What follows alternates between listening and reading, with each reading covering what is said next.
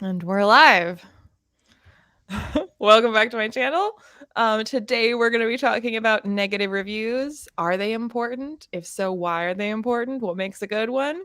And who better to join me than the Contradictorian himself? Klaus, if you'd like to introduce yourself. Yeah, my name's Klaus. My channel is the Contradictorian.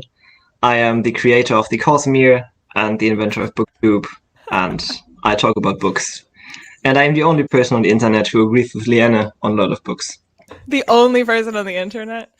Yeah, Oh my god. other than you yourself. So I let my cat stay out for this, but as you may be able to hear, she's playing with the loudest toys that she has. So apologies for that noise. she likes my voice. Well, she's drowning it out with her little bell, so I don't know about that. But okay, so yeah. Klaus does often agree with me about some of our hottest takes, our most unpopular opinions, but there are, I think, other people that agree with us, but not everybody speaks up. Not everybody actually posts a negative review. And so oh, thank you, Urza. But I mean, I've certainly had this told to me, and I would assume that you've heard some variety of this as well, that like if you don't have something nice to say, then don't say anything at all. And why did you have to post a negative review? You don't have to like the book, but why do you have to talk about it? Why are you attacking this book, attacking this author, etc., etc.? So why do we post negative reviews? Pure clickbait, because no, because I think the thing is, what does make a thing good?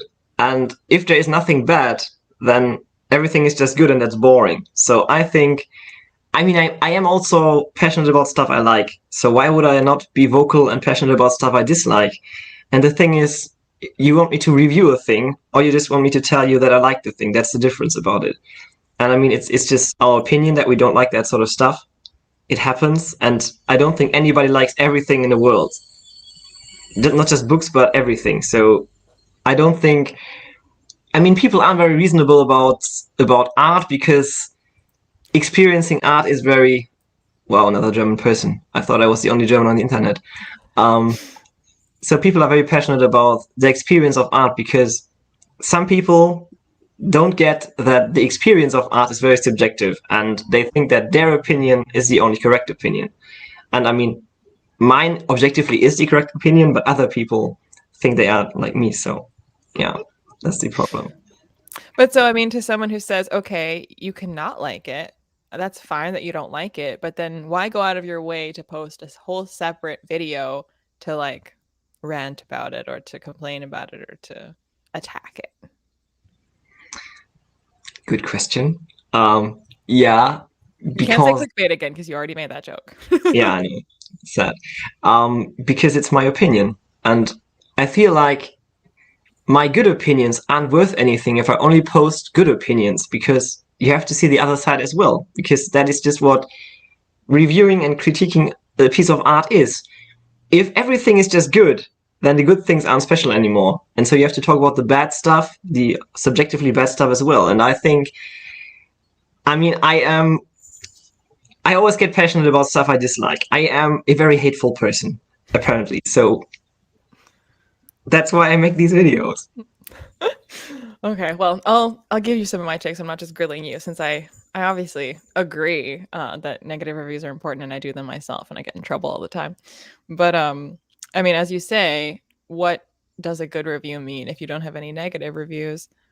Just, I mean, both for an individual work, you know, it's good to see both sides of like what the perspectives are on one individual piece of art, one individual book, but also just if you're trying to get to know this person's taste, because if you're following a book reviewer, be it a blogger or on Goodreads or on YouTube or wherever, in addition to looking for people whose personality you vibe with and you just, you know, find them to be amusing or engaging people, you also want to get a sense for what is their taste in books. And so if they say that this is good and if they say that this is bad, what does that mean and how does that compare to what you look for in a book? Because so, I mean, it's not just book reviewers, plenty of human beings who don't review books pick up books and hate them. And I think most people would like to avoid spending money and time on books that they don't like. So when they're trying to find a book reviewer that they can trust, I mean, it's not like you should ever, it's very rare you're going to find a book reviewer that is 100% going to be, they like everything you like and hate everything you hate. But someone that you can kind of get a good sense that if they really, really hate something, probably you will also really hate it because you tend to agree on what things irritate you or what things you just happen to dislike in a book. So if you don't talk about that, if you only say the nice things, then people can't also then know what to avoid. Yeah.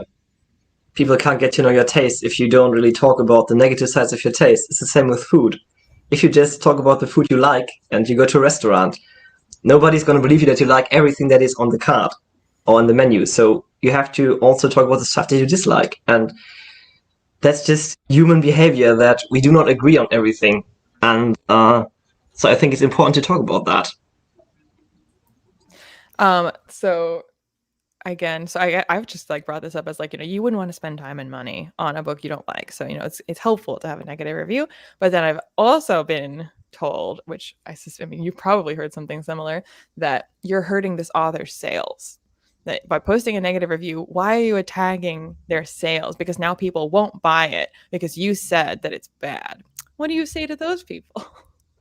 I totally disagree, because I have worked in marketing before, and there is no bad attention. If you talk about a book in a negative way, you still talk about the book. You talk about the book, and you might even make some people interested in the book, because it depends. If you make a review, you just say it is complete trash, nothing in this book is worthwhile, and it is just terrible. But usually you always have one or two things which you can mention that you like, or you can at least say, if you like that book, you might like this book, even if I don't like it personally. So actually people might watch a rant and still want to read the book, because it just sounds like it might apply to their taste, and that's that. So, and I don't think I'm talking about the piece of art, not about the author himself, usually. So, if there's some problematic stuff going on with the author that you feel like readers should know, because it might make people not want to pick up the book, then you should mention that. But you're talking about the piece of art, not about the author. So it's just what book reviewers do. That is why you have reviewers, because if there is an absence of the bad stuff, then there's only good stuff, and then you don't really know if that is good or that is good, because it's all the same, and that is just not what reviews are intended to be, I think. Well, also, this brings up a good point, and I think this is true for me as a consumer, that there are some times that I see a negative review, and I'm like, those are actually all the things that I look for in a book. That sounds great. Versus a positive review. By the same token, I've seen positive reviews and they're like, I love this, this, and this about it. I'm like, that sounds like my worst nightmare. So, a negative review, I guess this gets into like part 3 of the questions. You're like, are negative reviews important? Why are they important? And then what's a good one? So in my opinion, a good one, it does explain the reasons. If you're just going to sit there and it's just hyperbole and you're just like throwing it in the trash and saying it's garbage, but not actually explaining any of your reasons behind why you don't vibe with it and what your tastes are and why this doesn't meet those tastes, a good review will tell you. As I think somebody else also said in the comments, that a negative review often does actually give you just more information, because when you say a book is good, you're not likely to have that many individual things to pick up or to mention and say this was good or this was good. You're just going to be like, oh, the whole thing was fantastic. Whereas a negative review will sort of mention more things and get more into the details of what a book did or didn't do. And you'll get often a better sense of what this book actually is about from a negative review. And then you might come away from it going, actually, that sounds great. Or you might come away going, ooh, dodged a bullet there. But you'll have more information often from a negative review. Yeah, I totally agree. Usually if I film a gushing review and a rant, the rant is always longer, because I mention a lot more stuff. It's just, I don't know why it is that way, but it is always that way, because I usually try to focus on 5 different parts of a book. So world building, dialogue, that sort of stuff, 5 things. And then I try to talk about all of these. But if I read a good book, I'm basically just saying all the time, repeating myself, this is good in this book. And there's 1 or 2 quotes why this is good. And that's what the author does really good. But if I'm reviewing it negatively, then I always have some things that I'm talking about in the plot or in the world building that don't make any sense to me, and I just think my brain is programmed in a way that I look for mistakes instead of looking for good things, and that is why I'm more focused on that sort of stuff, because I just don't forget stuff that I dislike. If there is, in terms of prose, if there is like a word that I feel doesn't belong there, and that happens again and again, if there's one word that's repeated over and over, yeah, that is indeed. Same is if you just say it's bad, then that's not a good review as well, because you have to give your reasons for that. Worst thing I think is just giving a rating and not a review. And like, I'm an author myself, so if I get a rating, a 1-star rating, hypothetically, because of course I never have received one, but hypothetically, you get a 1-star rating, I think that's worse than having a 1-star review that really tells you what the problem is, because then you can try to improve on that. And Well, the just rating a is rating just without a boom. review is not dissimilar from when people hit dislike on a YouTube video and you're like, "But what did you Yeah, dislike? Is it my face? Is it what I said? Is it the fact that I hated your favorite?" Like, I have no idea what made it's you hit always your dislike, face. and I'll Yeah, never it's know. I mean, yeah. in my case, it's always my face, but for other people. Funny thing is, it still YouTube doesn't distinguish between downvotes and upvotes on comments and that sort of stuff. So by downvoting, these people still make your content more I popular. know. So I wow, mean, this is a bit of a tangent, but, when I've gotten in hot water and a bunch of people who don't usually watch me because I'm, eviscerating their favorite, their yeah, darling, and a bunch of it people happens. flock to that video and they all downvote it. I'm like, "Are you coming from Reddit?" Because I hate to break it to you, YouTube doesn't work like Reddit. All of your Mm, downvotes are engagement. You're not actually, like, pushing this down in the algorithm. YouTube is going, "Ooh, people are, like, reacting to yeah, this. Boost it." So I'm like, "All right, if you wanna keep watching and hitting dislike, you're just boosting the video, so well yeah. done." I think Hillary talked about that yesterday or 2 days ago. She had a video about that sort of stuff. Yeah, totally agree. Because whatever. But yeah, I mean, going back to like, picking up on details when you're negatively reviewing something. I mean, I think this is perhaps more true for the two of us, and that's why we do post more negative reviews, but or not more than positive, but more negative reviews than a lot of other people Then do. yeah, Um, but like I'm not the kind of person that annotates books or tabs books or takes notes while reading books or anything. I don't underline things, I don't highlight things or anything.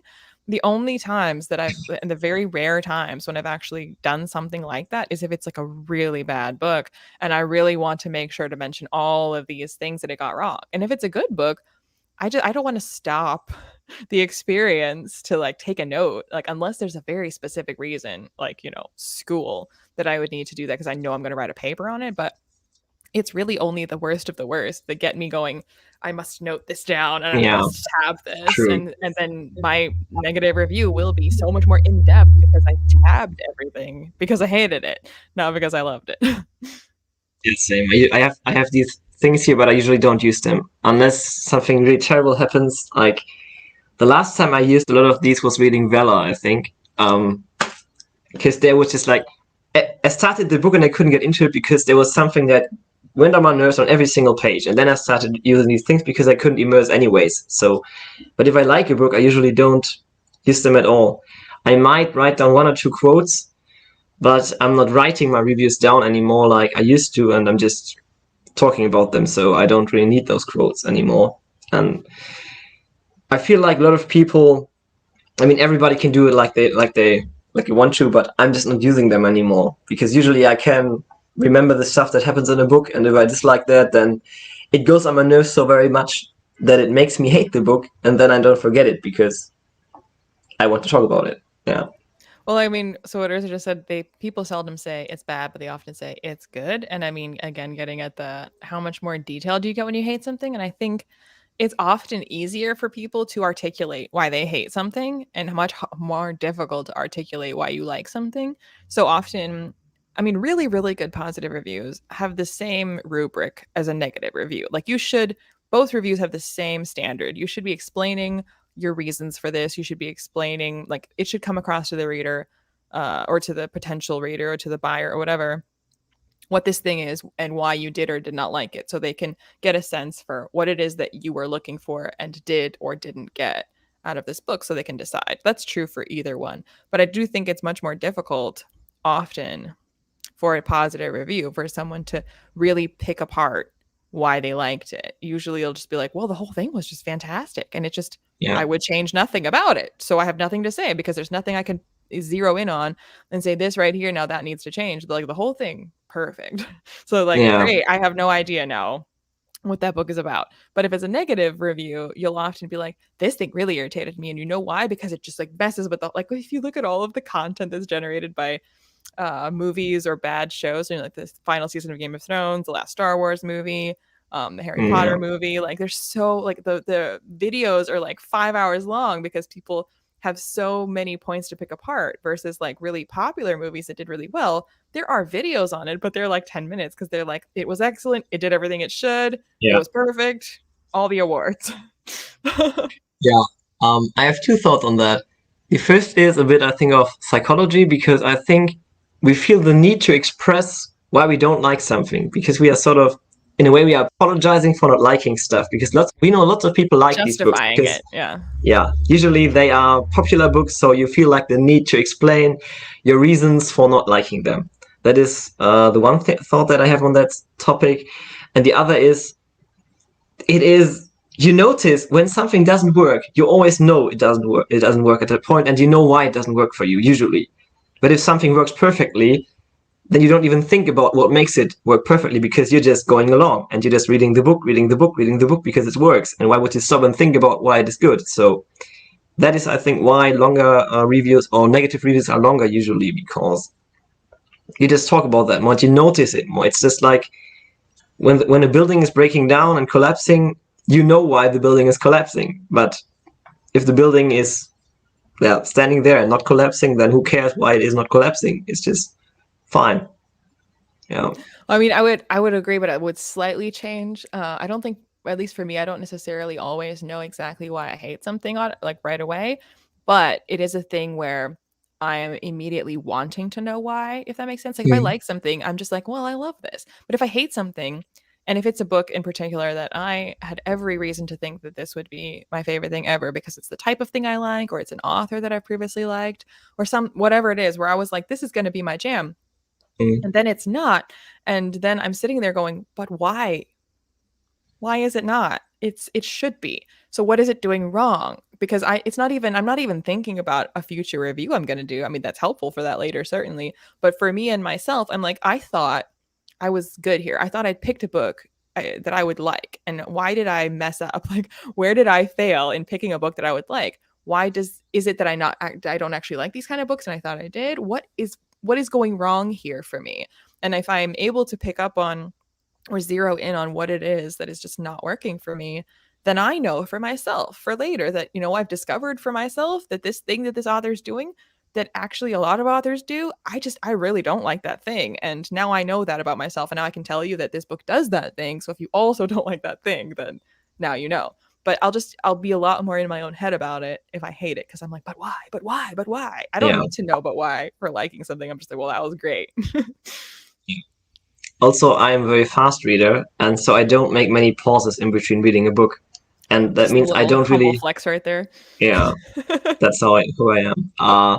The thing is, if you don't make any, I just don't think about, I don't make any predictions about the plot in the book itself, because I'm reading, and I don't even have time to make predictions. Unlike, well, sometimes I read a book more slowly, and then I think about it, and then usually my positive reviews about those books are longer because I have been thinking about the book for longer. But if I'm just blitzing through the book in like 2 days, then I don't even think about why it's good at all, and that is why I don't talk a lot about it afterwards. And that's good, because it means it is so good that I didn't even have to think about it. Well, I think a bad book, it's almost like a lower bar for me to have a whole lot to say about it. A good book, it has to be like truly excellent for me to be like, I really want to talk about this and I have so much to say about it being excellent. A good book that's just like good, I'm like, well, that was good. I mean, I don't have any complaints. It's not like an all-time fave, but I don't really have anything to say about it because like it did Yeah, what it set out to do, and I didn't hate it, so it's fine, and that's all I have to say about it. Versus a bad book, it only has to really be, irritating in like one aspect for me to be like, let me talk about this for an hour because I was so annoyed every time that it happened. And a good book, it's a much higher bar. It has to truly be something that I'm like, this is an all-time fave for me to be like, let me tell you all the reasons why. Yeah. I don't think I've ever filmed a 4-star review because Yeah, of 3 and that. 4, I'm like, it was good. Yeah. I mean, I have filmed some 3-star rants because those were very popular books or people have recommended it to me. And I was expecting more of it. And that is why it's just me talking about my disappointment that it didn't meet my expectations because I was expecting it to be better. Well, it still means I liked the book because 3 stars is I liked it, but I just feel like, Yeah, so you like, kind of this isn't like a policy for me that I like never veer away from this, but I tend to review books either if it's a 1-star or a 5-star. But then if I have reviewed something that's more in the middle, that's in like the 2-ish, a little less, little more, but around the 2, 3, 4, like something in the middle, it's usually videos that I title I don't get it, because it's not a situation where like I loathed it and I didn't love it. I was just like, this is so popular, everyone loves this, and I'm like, I don't why though? get it. Yeah. So then I have that to talk about, because it's not even that I have that much to say about the book. I just have more to say about like, please explain. I don't understand why people are obsessed with this, because nothing here is obsession worthy to me. Yeah. What is this? Gideon the Ninth is such a book. Yeah. Ah, there he is. Wait, but there was something that someone said in the comments that I was like, oh, we need to talk about that. Well, I'll think of it. But about trusting negative reviews. So I mean, that is a part of it as well. And I by no means want to say that anyone that posts a positive review is lying, because that simply isn't true. But there is kind of that, people who get arcs, people who want to, especially self-pub it's a huge issue on Goodreads as well, because there are lots of authors on Goodreads, self-pub authors, who just write reviews for each other. And that is why they have a good overall rating. But if you look at the 1-star reviews, there's always people expressing no one is doing that as a favor to you. It's always honest. Yeah. So you should keep that in mind when looking at reviews. And there's also, it's not even, I mean, part of it, is, authors reviewing authors, or the hype train, or being afraid of appearing negative and not being part of the hype, or whatever. There's a lot of reasons why someone might boost a book that they like. I don't think people are lying. But reasons why you'd be like, well, 5 stars. I mean, like, can I trust that? And there's also that, I mean, and I'm guilty of this as well, when it comes to books that you genuinely feel deserve 5 stars. I'm sorry, Kaz is messing with my camera, and I don't know why. So it looks like I'm on a boat. Come here, kitty. Why must you be over there? Okay. Anyway, when people love a book, it's really hard to be objective about it. It's really hard to actually review it and explain anything about it. And so if you give it 5 stars, then if this is a reviewer that you trust, meaning they tend to have a lot of the similar opinions to you, then you'd be like, well, they really, really loved it, so odds are I will at least like it. But I know that if I love something, if someone's talking about its flaws, I'm like, I guess that's true. I don't know. I love it. So like, I don't have it in me. It's like talking about, your own child. You're like, they're perfect. Okay. Oh, they're not. They're kind of dumb sometimes, but they're perfect because they're mine. And so like your absolute favorite books, if it's a 5-star review, like the enthusiasm for it. Oh my goodness. Cat, can we not? Oh my God. Let go. Oh. Okay. Apologies for my own child, who is perfect. She's absolutely perfect, except that she's absolutely not. Can we not? Anyway, so it's hard to be objective about things that you for some reason love and connect with. Yeah, because it's always about your individual experience of the book. It's very subjective, and it's hard to understand that subjective experience that you have, because nobody ever reads the same book. It's the same book in terms of text, but all of our own experiences and all of our bias comes into it when we are reading it. And our experience is so unique. And people, if you like something very much, you just want everybody to like it. And it's just normal. I mean, I freak out when I read 1-star reviews of my favorites as well. But I'm not being as vocal about it as other people on the internet. So, You don't tell them they've chosen death. I mean, I do, but I usually only tell my friends, and they know that I'm not serious or not entirely serious about that. Yeah. And I mean, I absolutely think that you can do a good review for a book that you love. I'm not saying that you can't, but it is more difficult to actually like break something down and pick something apart when you love it. And so that's why I feel like again when people have said that they trust negative reviews more, they always want to check the negative reviews. I mean, exactly. Like I may end up being on the gush train for something. I may be one of those people after I read it, but I feel like I get a better sense of what a book is if I've seen some positive reviews. So like it's getting buzz, it's worth my attention because people do seem to be liking this. But then I also do want to check a 3-star and a 1-star to see, okay, but like there are probably flaws. So what are those flaws? And are they the types of flaws that would bother me? And if you if you only had 5 and 4-star reviews, if no one was brave enough to say, hey, X, Y, and Z were terrible, then you would go into every book blind. Yeah, totally. Because there's always 5-star reviews. Every book has 5-star reviews. Kissing the Coronavirus has 5-star reviews. The thing is, you need to see the whole range of opinions, and you cannot just focus on the 5-star reviews because then you will just never find out what your own taste is. You'll just stumble into the next book and realize, I don't like that, but why didn't I like it? And if you look at other people who disliked it, then you might see some patterns and some reasons why it doesn't work for you. And I always check 1-star reviews, unless it's a book from one of my favorite authors, because I'm going to buy that anyways. So, but other than that, I always check 3-star and 1-star reviews because there is always something. No book is completely perfect, I would say. So there's Except for my always something favorite. that can be criticized. Yeah. And I mean, like yeah, I mean, in a perfect world, a detailed review is what you want, positive or negative. But I mean, I think what we're kind of getting at is that human nature tends towards being more detailed when you hate something. Like, there's just, if you people, people who come home from work and had a good day, they're like, yeah, I had a good day. And then you just go about your day. But if you had a bad day at work, you're going to talk about it the whole rest of the night and talk about, Oh you yeah. won't believe what they said. And then I really wanted to say, but I couldn't. And I just, I can't. Like, they'll go on and on and on. But so, like, negative reviews, they're gonna be longer, they're gonna be more detailed because people feel the need to like lance that boil Yeah. and just vent and just get it all out. Whereas a positive review, you're like, you're excited and you might be detailed about it, as detailed as you can be, but you just won't have this urge to just like keep spilling what you Yeah. love about it. Or at least if you do, it just turns into just you repeating yourself and saying, it's good. What else can I say? It's fantastic. What else can I say? You should read it. It's great. It's my favorite. It's fantastic. And I want to keep saying that, but that's all I have to say. Versus a negative review that's like, and this, and you know what, and this too, and Yeah. also this. Yeah. When you're positive, you just, it's great because it's great and it's great. And that's all you're saying. The same as with, I'm playing soccer. And if we lose a match, everybody talks about it for the entire week. And if you win a match, nobody talks about it afterwards. You're just like, oh, that was good.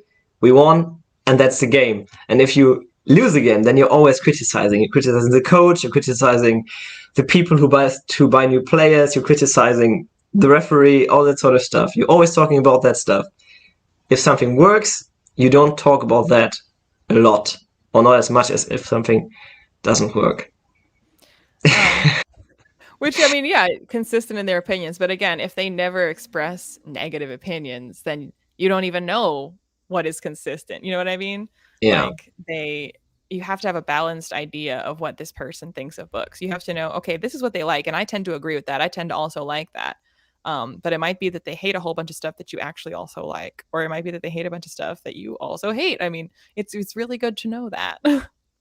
Yeah, it's very helpful indeed. Because yeah, that was Alan's comment. So I have a lot of opinions that agree with Alan, but I also have some stuff where I disagree, and by now I know which books that he likes I won't like because he talks about it. He gives his reasons for that, for liking it, and yeah. So And I that is mean, very helpful. Alan also does post negative reviews. He doesn't shy away He from those. does. So I don't He think he does. disagrees with anything that we're saying. Because he has a feud with Brian McClellan. Poor Brian. And I mean, okay, and so when it comes to negative reviews, it um it's kind of crazy to me that it's really only, well, this is mostly my experience. I don't really review anything else, but in my experience and what I've observed of people in society, negative reviews of books are treated with more hostility than negative reviews of other forms of media, because I feel like it is so personal and it feels like people interpret it as an attack on an author and on an individual person, versus if you negatively review a restaurant or you negatively review a blockbuster film. I mean, that's not to say that there aren't angry fans that are, fandom culture is fandom culture. I'm absolutely not going to say there aren't like crazy Star Wars fans or whatever. There are. But I think people conflate negative review of a book with negative review of an author. And it feels like this person did this thing and you're attacking them, which just, I mean, there are, again, a bad negative review may do that. And that's not a good negative review. If you are just bashing an author and saying they must be really stupid because they wrote this, I mean, there's not called for. You didn't like this book. The only thing you know about them is what this book says. So that's all you really can review. So when people do personal attacks, which is rare, then that's not called for. But when people conflate those and say, I think this book is dumb, how dare you call the author dumb? I mean, I didn't. I said this book is dumb. I think it's because books feel more personal than, for example, movies, because a movie, dozens of people work on that movie. Because, yeah, you have the cameraman, you have the actors, you have the director, producer, all those people. Whereas a book, I mean, yes, there are editors who work on that book and that sort of stuff, but really it is a very personal thing to publish your own story, because that is something that is purely your own thing. And yeah, some authors as personal. Yeah. So that's, I mean, some again, fans do as well. So I have once given 1 star to one of J. Christoph's books. And after that, a J. Christoph fan gave 1 star to every single one of my book, because I gave 1 star to J. Christoph's book, which was amazing. Yeah. I mean, I think I've brought that up before. I mean, most of my negative reviews have been for adult fantasy. And so I get, obviously, attacked. But it's a very much more adult kind of attack. YA is very...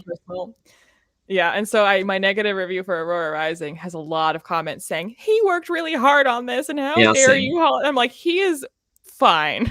He is very popular. My negative review has changed nothing for him. He doesn't care about this, I promise you. Yeah, the younger the target audience of the book is, the more of these comments you will get. Because I have made that Aragon video, so the inheritance cycle, and I have never received more downvotes and more negative comments on a video, which... But I mean, aren't they probably like sad comments, not like, I'm gonna kill you comments? They're more like, how could you? It's a mixture of both. Like, nobody has threatened to kill me so far, because people know I own a sword, so they don't dare do that. But yeah, people get angry.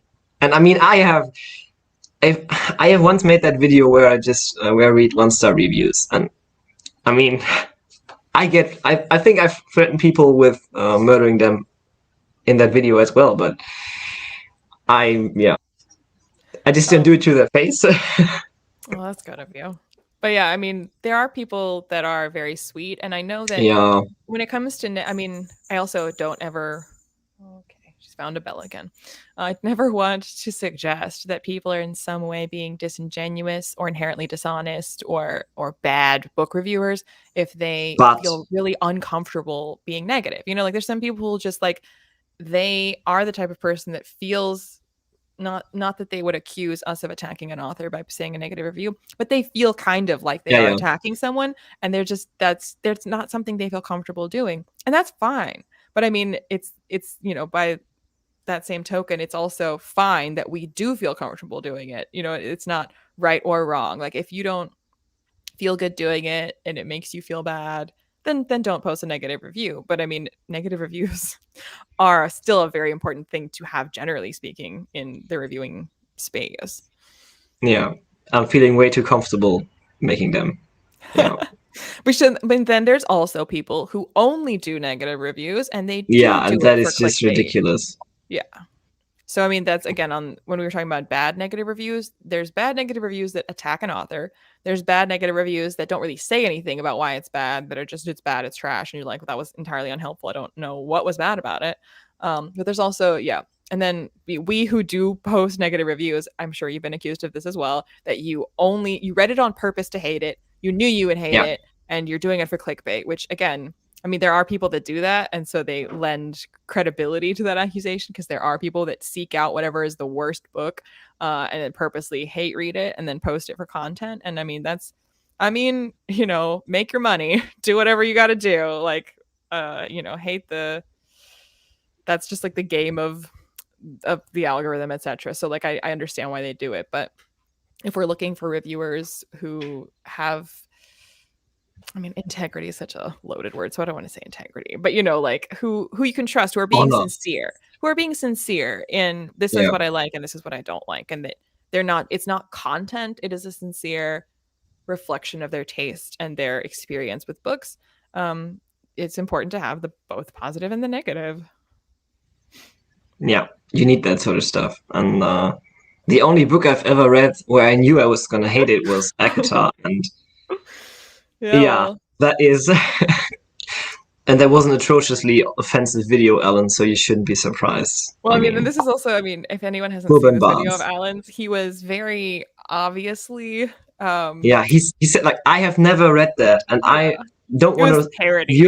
watch the show, and still people were like, "It's so disrespectful what you're doing here, and so harmful towards the author." And I was like, No. "I'm sure Lee Bardugo will be fine." I was like, if Lee Bardugo saw it, she would probably laugh. Yeah, she would. I mean, Totally. like it's yeah, the style of that video is more in keeping with like a lot of more like movie commentary type videos, like, like pitch meetings or like in purposely incorrectly guessing the plots Yeah, of things, or it's all in good fun. You didn't and it's actually read the book obviously and say, ironic. So yeah, you're yeah, like, this is written for kids and therefore it sucks. Like, no. I didn't Yeah, get a because ton of negative comments on my Ekatar blog because I was very. It was very obvious that I was not going to like this book right from the start, and so yeah, if you are transparent about that, then I think people are fine. But teenagers are teenagers. Yeah, that's because Name of the Wind is an objectively good book. So yeah. There I'm are kidding. people who dislike it. Evie has DNF'd it, for example. Yeah, and I think both Elle and Elle, yeah, uh Elle doesn't like it. she doesn't hate it, but she's just not a fan. Yeah, And then she says it's overrated. mhm. And I think that's similar to how Jen feels from oh my god, her channel name. That's what I'm trying to remember. Bibliofilth. She also expressed a dissenting opinion about Name of the Wind and got Yeah, attacked. So it happens to everybody. yeah, not from me.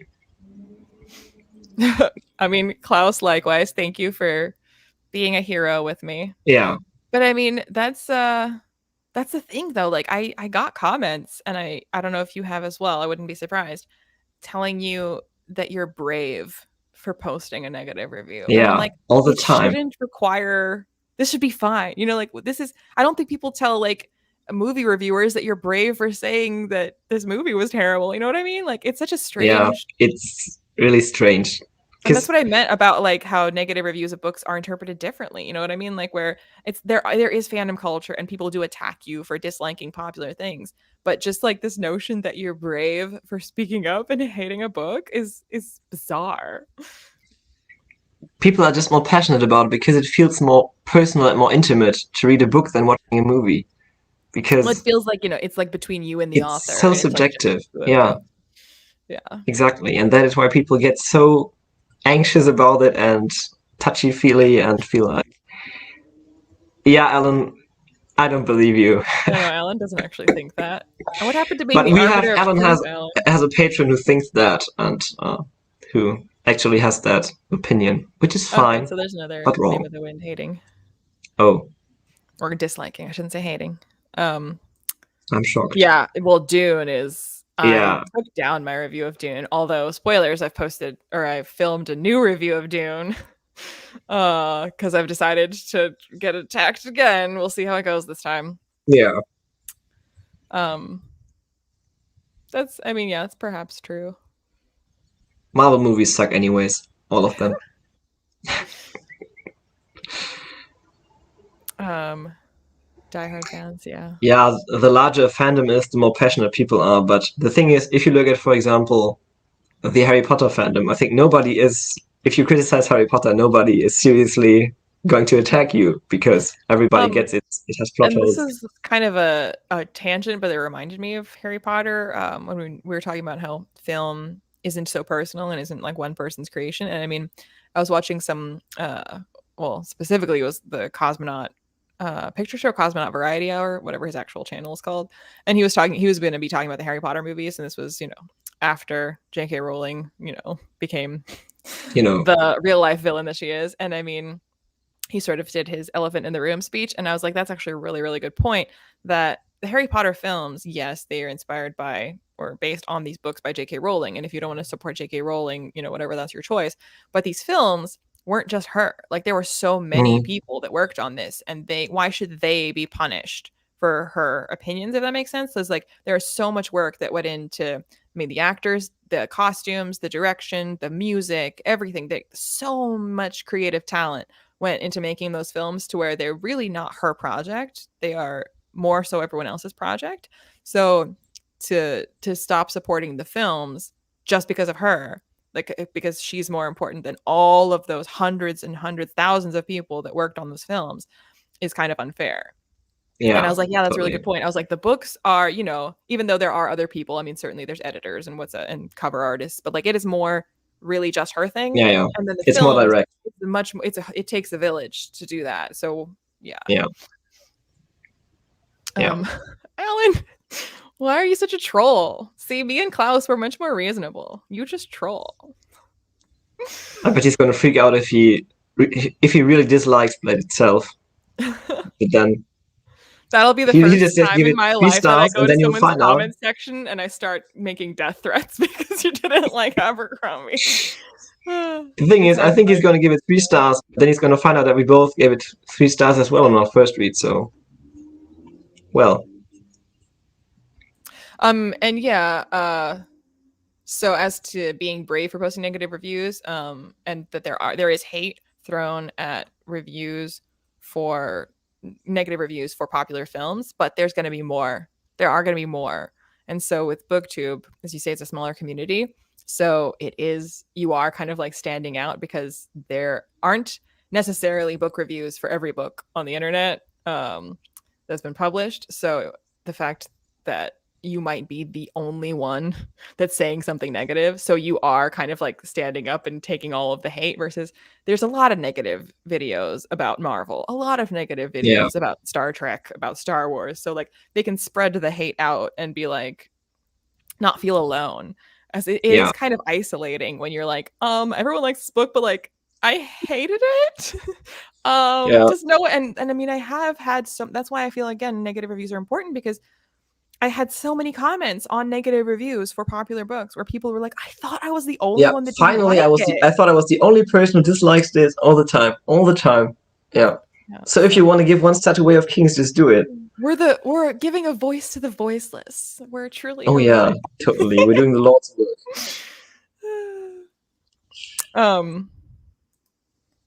Yeah, I mean, and I try very much when I talk about Abercrombie, especially in the beginning when I first posted a review, just gushing about Abercrombie, which was the entire purpose of that video, to be like, but please don't read it based on me recommending it, because like this specifically, I am not objective at all. Well, not even just objective, but I mean, like, I think this is perfect for me. I don't think it's a perfect, like, there are some books that I like a little less, but that I would say I could imagine pretty much anybody picking this up and thinking it was pretty good.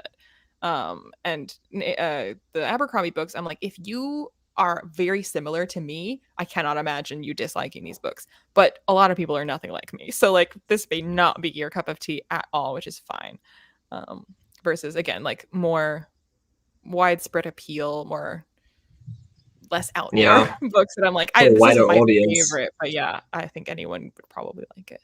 It's not one of the good thing about Abercrombie is that even if you dislike the characters and the world, I think everybody can respect the technical writing and the prose.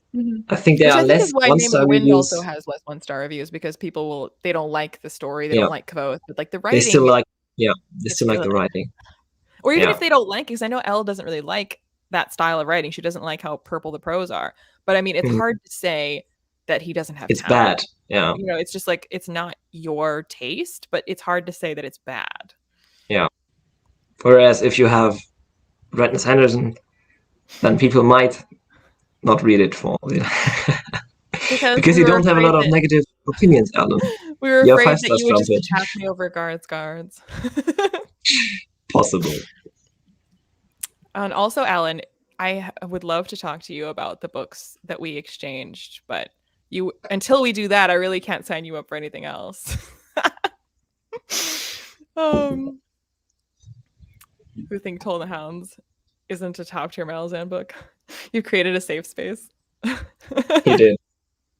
Okay, Alan, we'll do part 2, and it'll be with you. Does that work? But after we talk about our TBR swap, okay? uh, um, I didn't love Howl's Moving Castle. Not enough to I've like never read rant it. about it.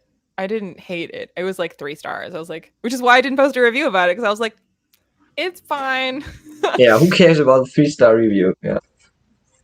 Yeah, I mean, and this is the kind of thing where in your comments section, someone will, in order to like express positivity, like they liked your video, they'll say that. They'll say, "Oh, thank you. You saved me time. You saved me money." But then the fan will see that comment and say, "Don't listen to them. You're taking money from the author. Don't let them persuade you not to read it. Don't like you're driving them away, and like they should pick it Yeah. up, and don't listen. They're lying." And I'm like, okay. I mean, this person clearly can judge for themselves if I seem like a kind of person they would agree with. So I usually sorry. always comment on that and say like, yeah, check out the book for yourself. This is just my opinion. But I mean, I told you my reasons for 20 minutes. I've talked about why I dislike Dreams of the Dying. You don't have to tell me, no, he's wrong. It's a great book. So yeah. And I mean, I've also seen comments that, I mean, comments that are in the third person always make me laugh. But in particular, like on negative reviews, when they're not replying to anyone, it's not like they're having a conversation with someone else. They've just posted their own separate comment that says, she doesn't know what she's talking about. Don't listen to Yeah. her. And I'm like, who are you talking to? Who are you talking to? Yeah. Seriously. Like, it feels like they think they've stepped into a room where I'm explaining why it's bad. And they've just been like, don't listen to her. And I'm like, okay, people who are watching this video will judge for themselves. They're not going to find your comment and be like, oh, I shouldn't listen to her. Oh, Yeah. interesting perspective. I mean, people will listen to you and think, yeah, she sounds like someone I would agree with. Or they'll be like, I don't think she knows what she's talking about. Like, they won't change their mind based on this comment saying, oh, I Yeah. shouldn't listen to her. Oh, I was listening to her just because I don't have a brain, but I shouldn't listen to her. Oh, like.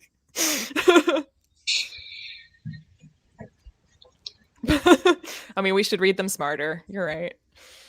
Yeah. Yeah. Definitely.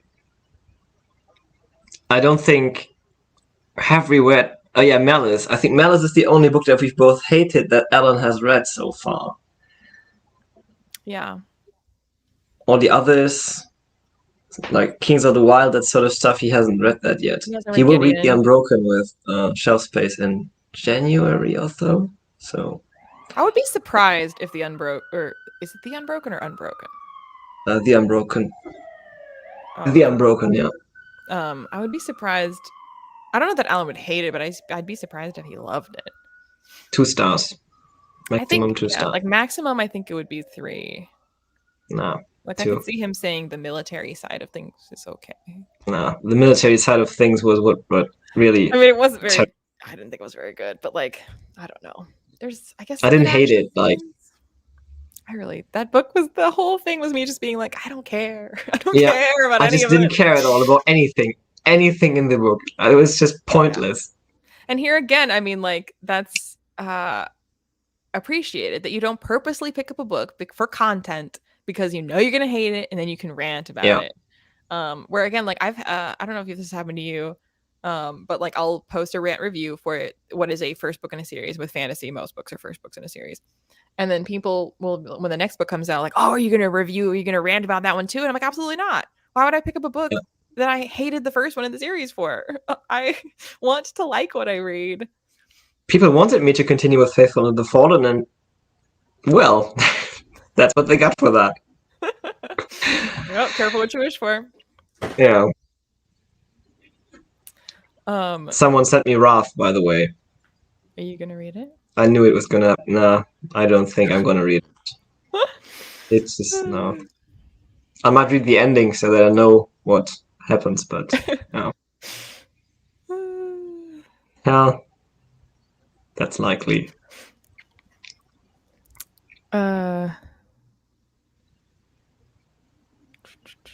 Okay. There's a lot of hate for Howl's Moving Castle in the comments. Have you read Howl's Moving Castle? No, it's on my top 100 list, but I haven't read it, and I haven't seen the movie. There's this what's it called? The Howl's Moving Castle? the style of that movie. Oh, I mean, it's a Studio Ghibli movie. Yeah, Ghibli, yeah. Miyazaki. I just don't have any interest in that. I mean, I might read it one day, but yeah. And I know that. I by now I know the sort of stuff that Alan doesn't care about that I care about, like plot conveniences and Here Comes the Cavalry. I know that if that is in a book and I hate that, I know Alan will still like the book, but I will not. But there are a lot of things that bother Alan that don't bother us. What does bother Alan? Romance, women, you know. He hates Denna. He hates Lots of people hate Denna, though. That's true. That's true. But I mean, his reasons for hating Ember in the Ashes are entirely to do with the romance. Yeah. Alan hates it when people are happy and in love.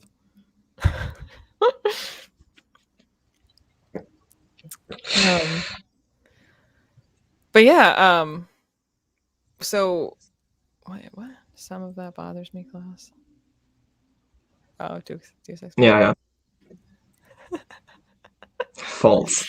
I mean, I think that's about Ember in the Ashes. No. I would imagine is that you don't want to ruin. Can't wait for his Six of Crows review. Yeah, I mean, this brings up a good point. I think negative reviews tend to be more spoilery. Yeah.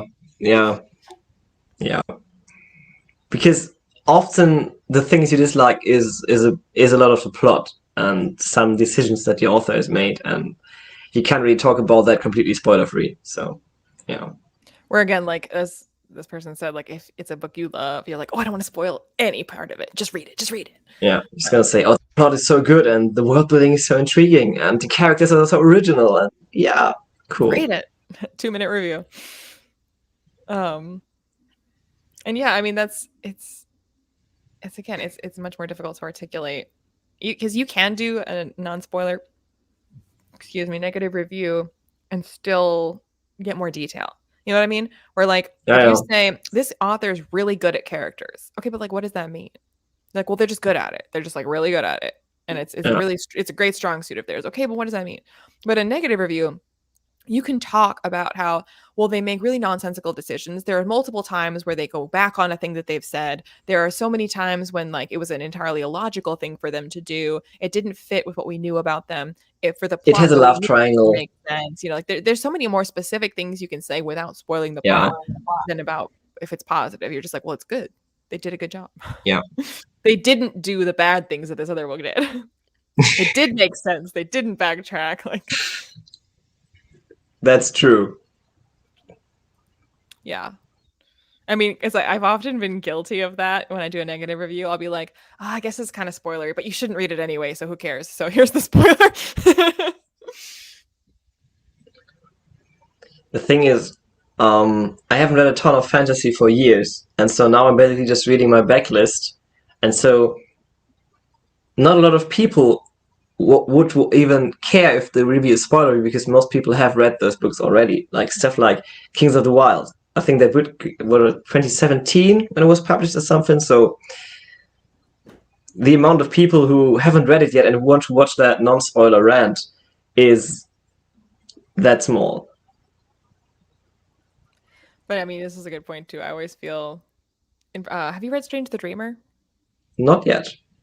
But since you haven't You've read asked it, me that, I well, think, maybe last time. since the last time I asked you, you might have read it. I haven't read it I guess since you the can last tell time. me if you have. But that's one where I mean, you can tell me if this is true. Do you know what Strange the Dreamer is about? I'm guessing not really. No. Right, because like the entire plot, like pretty much like it's like it's not that far into it where you get kind of like the big thing that you don't know, and then the whole rest of the book is about that. So it's one of those books where you're like, I cannot tell you what it is about because the whole thing comes after a major spoiler. So no one knows what Strange the Dreamer is about until they read it. Yeah. Seems like a wise choice. So I can't wait for you to read it, and then maybe you'll hate it, and then I can hate you the way Alan hates us. Yeah. That's gonna be my Tigana revenge. Uh-oh. Yeah, we just want to talk about Tigana. But I mean, I am correct, and you're wrong. It's fine. Just because we're on your channel. Yeah, exactly. My house, my rules. Tell that to Kat. But yeah, I know they're talking about something specific, but like again, personal preferences and bias. Like again, a good negative review will make clear. And I mean, people will jump down your throat about this, but I think it's fair to say these things that there are things about a book that more fall into a category of a objective flaw, i.e., the plot Writing. doesn't like plot holes, like that's a more objective thing. And maybe plot hole doesn't bother you, but the fact of a plot hole existing cannot really be. I mean, I guess it depends on if it's like a really gray area, but like that kind of thing where you're like, it's illogical, this does not make sense. Or again, if the grammar is bad or things like that, where it falls more into a category of maybe you don't care about this, but this is an objective flaw in this book. Versus things where you're like, I don't really like purpley prose. So like if it gets really flowery, I'm just not going to like it. Maybe you love it. And again, like if there's a lot of romance in it and you're like, I don't really like a lot of romance. If you do, then this is the one for you. So being clear about things like that, as opposed to just saying like, oh, it was a terrible book and the plot was stupid and nothing happened. And what they mean by nothing happened was there was a lot of romance. So like that's, you know, that's disingenuous. That's unclear. That's not helpful. Yeah.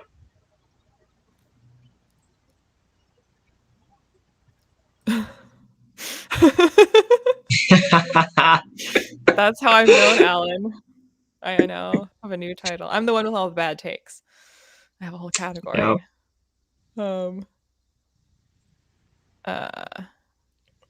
But so you gained a lot of subscribers through negative reviews as well. Yeah. So it's usually so that you lose a couple, like for me, it's so that I lose a couple people on the day I publish that review because people are pissed off. And then other people see that video that aren't subscribed yet and they come over. So I don't really lose lots of subs because of. And I mean, and that's where again, you know, if you have a different strategy for your channel, that's entirely your prerogative. Strategy. You're assuming I have a strategy. Well, I mean, I don't even mean specifically you, but just like people have different strategies for their channel. So again, like if you purposely pick up negative or bad books to hate read them for content, I mean, you do you.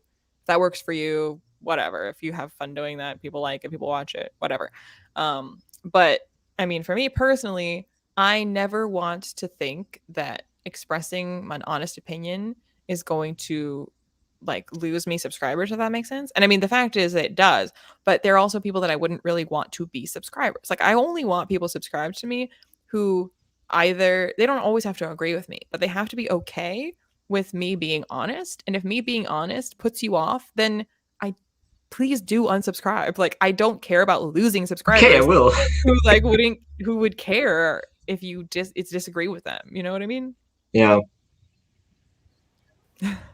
What's wrong with Tigana? Maybe Klaus can explain what's wrong with Tigana. So I think Tigana is perfect, but Liana has her reasons, and I can understand those reasons because, those are mature adults. They are. It's a lot of personal bias that she has that gets into that, and a lot of my bias makes me like the book, and hers makes her dislike it, and I think that's fine. Also, I'm not terribly passionate about Tigana because I've only read it once and during readathon, which was just a fever dream. So, yeah. I might get more angry in the future. After my review? Uh-oh. As I watch my review, then you want to read it. Or maybe you throw it in the bin anyways, so maybe you shouldn't read it. I want to say this is one of those times where a fan of Guy Gabriel Kay is like, see, he would have bought the book and now you're driving away sales because you convinced them not to read it. I think GGK will be fine. Because I started a GGK read-along in response to your Tigana hating, so he will profit from it, finally, in the end. But don't take my word for it. Yeah. Yeah. I mean, or Lumiere, try the gray stuff. It's delicious. Don't believe me? Ask the dishes. Yeah, okay. So, I mean, Urza, you frequently disagree with me. Me and Klaus agree that Red Seas Under Red Skies is great, and you think it's terrible. So it's very likely And that you would like Tigana. Urza has still not explained why Red Seas Under Red Sky is not perfect, and I really would like to know. So Yeah, Urza, you owe us an explanation for that wild hot take. Are there diehard Guy Gabriel K fans? I mean, I think there are a lot of fans. I've never encountered, because I didn't publicly post, other than my wrap up. I didn't do like a separate standalone review for Tigana. I have no idea if it's the type of fandom that goes wild attacking people.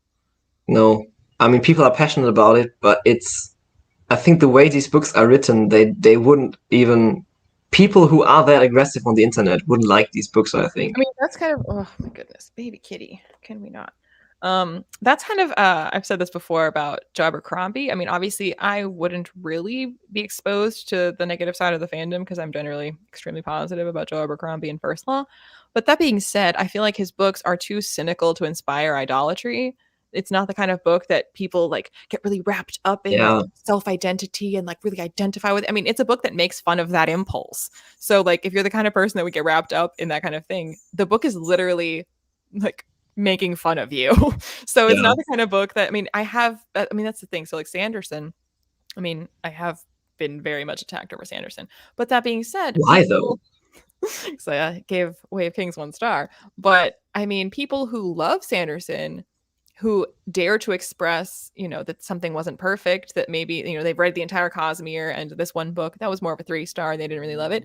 They get attacked over that, even though it's clear for anyone to see if you look at their channel and their reading history that they are fans of Sanderson. No one could disagree. And they get attacked for that. Versus I have expressed negative or more negative opinions about Joe Abercrombie, books of his that I was like, well, this was more of a 3-star, or like, this one wasn't really my cup of tea, or I was a little disappointed with this one. And never, ever has anybody attacked me over that. It's always been, that's interesting. That was actually my favorite one. But it's interesting that you didn't like that. I guess I see why. If you're not into X, Y, and Z, then, that book might not be your favorite. It's always entirely reasonable. Haven't I been unreasonable? No. Why not?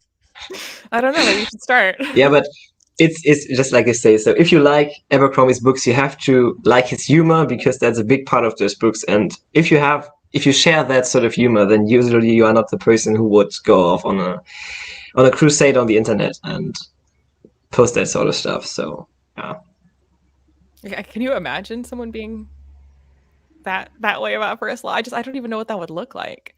You know what I mean? I bet Joe has some troll accounts where he's just responding 1-star reviews. You don't get it. Why do I do that? Usually, like when I see negative reviews of Abercrombie, I mean, I would like to think I'm the type of person that doesn't really get wild and see red and rage when someone gives a negative review. Usually, if I see a negative review for something I love, it's either my reaction is, you're not wrong, but I still think it's really great, and I think that its strengths outweigh those flaws that you're bringing up, or I just think that this person is ridiculous, and I'm just like, well, they didn't get it, so whatever, and I just move on with my life. I'm not like, you must love it, you're so stupid. I'm just like, yeah, I don't think you got it, but whatever, I can enjoy it. It depends, A, on the book, and B, on if you compare it to something else and say X is better than this. So Harry Potter, for example, if you tell me, I mean, there are 5-star reviews for The Cursed Child, people like it. Really? I always just, every single like video that comes up about Cursed Child is always like, why it's garbage. Yeah, there are people who like it. So I mean, theoretically I can respect that. But if you tell me, in that review that it is the best Harry Potter book, then I objectively disagree and freak out and lose my But shit. it's not even a Harry Potter book. It's a play written by someone else. It's like Yeah, by J.K. yeah, Rowling. yeah. And same is about a lot of the Rings. I get that some people don't get into Lord of the Rings, especially the first one. But if you tell me in that review that Shannara is better and better written than Lord of the Rings, then I lose my shit once again, because no, don't do that.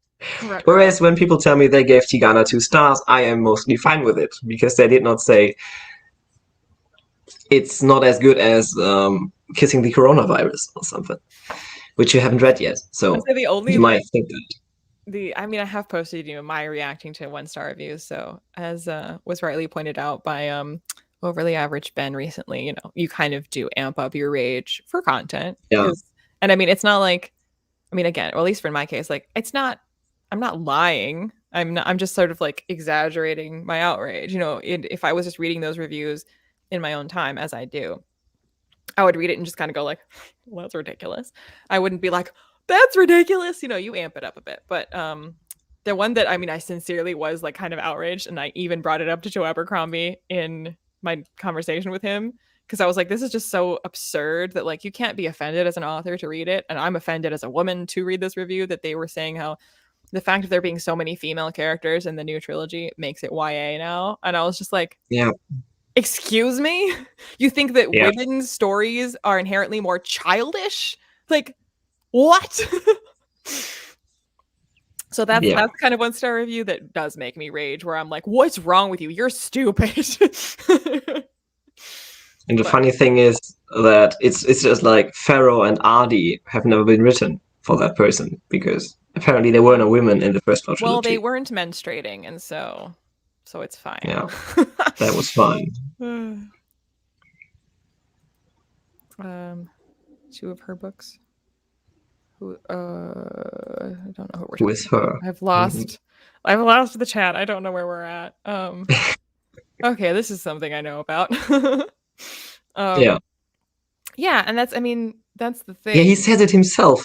The man says it himself in his freaking lecture that you can watch on YouTube, that he has chosen this style of writing. He writes it so that everybody can understand it. That's why he repeats stuff over and over again.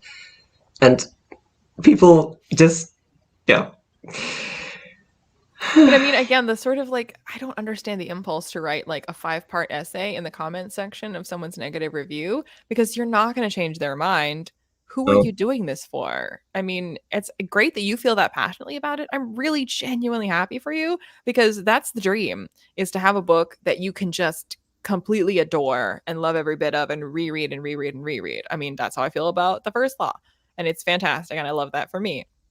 And if Stormlight does that for you, I love that for you.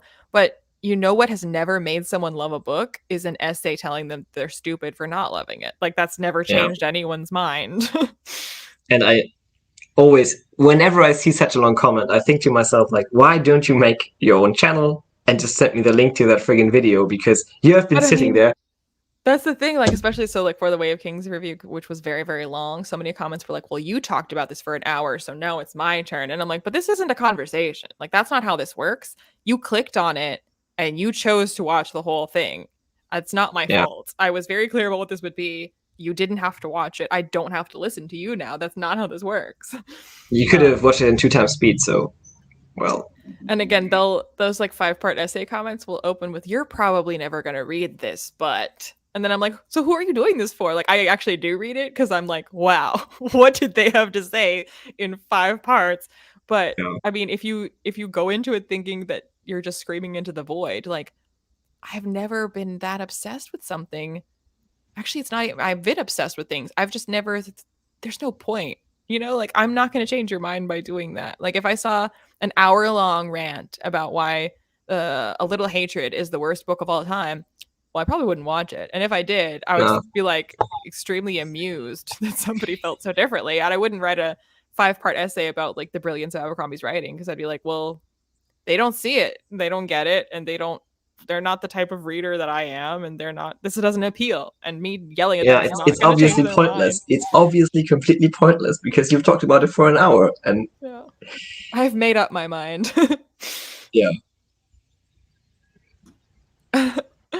Well, hopefully your For a friendship friend, yeah. hopefully your friendship will survive. Uh, I've never read Cursed Child, and I don't plan to. Although, I mean, I feel like people who read Cursed Child say it's bad, but I feel like most reviews of the stage production are pretty positive because of Yeah, like how well they, yeah. make the magic come alive, from just a production Yeah, standpoint. I've heard that the I'd like to production see it. value is awesome. And they won some, what are Tony Awards or what are those Yeah. theater awards? Yeah. So like I have no I interest in believe reading it, that. but I'd like to see it. Like I think it would be cool to see. Yeah.